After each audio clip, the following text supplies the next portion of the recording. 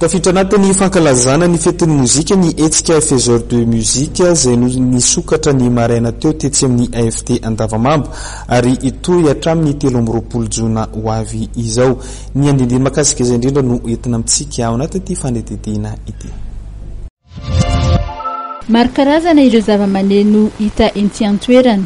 Ny sodina ohatra dia nitondrana fanatsarana.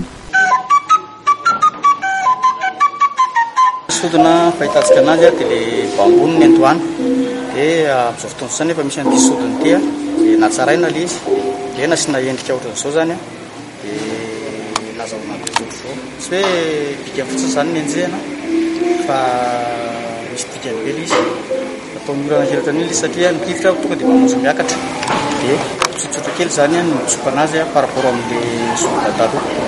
Tena zava-dehibe zany sy ny fitotro zao mba ahafahana hoe mampiseho ny talenta aloha, ahafahana mifanerasera amin'ny tia mozika sy ny nampianatra koa ary mila an'io satria ny amin'ny resaka culture zany amin'ny ankapobeny tsy hoe felam-boly fotsiny na hoe rendrarendra fotsiny fa ny kolotsaina koa dia mamaritra ny fiainan'ny fokona ny firenena anankiray.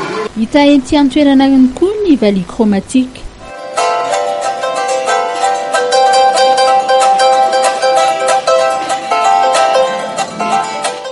Chromatique le misy dièse bémol na chromatique dia ity zany zao ny janonao raha ohatra izy zany anaovana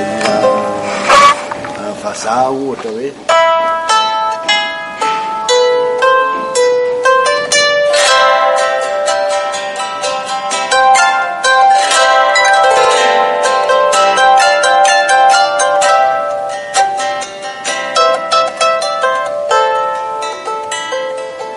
antony namorona ny valiha chromatique zany dia asa afaka hivelarany valiha misy bémol sy dièse zany izy dia afaka anaovana ny hira rehetra na klasika na jazz na variété na izy moa mijanona traditionnel koa fa efa filalao andavanandro fa azo tsara mihitsy hivelarana zany hoe mivelatra be le valihantsika afaka manaovana ny hira manerana zao toy zao. Tsy latsa-danja amin'izany ny kabosy sy ny maro hafa ihany koa.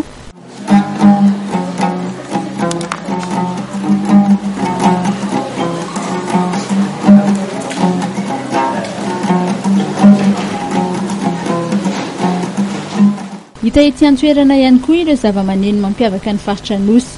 Amin'ny 20 Jona izay andron'ny mozika dia isy ny etsika ndraisan'ireo faiseur de musique ireo anjara ety amin'ny AFT Andavamamba.